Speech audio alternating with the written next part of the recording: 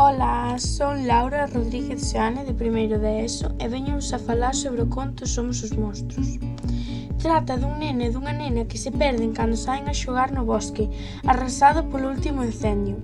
Un monstro grande e un monstro pequeno habitan nese bosque. Nenos, pai e monstros vanse a topar. O pai e os veciños andan en busca dele, xa que se iba a facer de noite. Os monstros o que querían era meterlle medo aos nenos, pero non o conseguiron. O medo dá paso á curiosidade e comezan a interrogarse. Quen son os nenos e quen os monstros?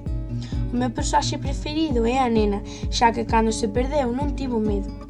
A súa autora, Paula Carballeira Cabana, naceu en Maniños o 7 de setembro de 1972. É unha escritora, contacontos e actriz galega.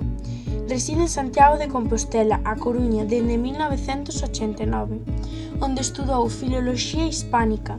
Escribe contos infantís, xuvenís e pertencen á compañía de teatro Berrobambán.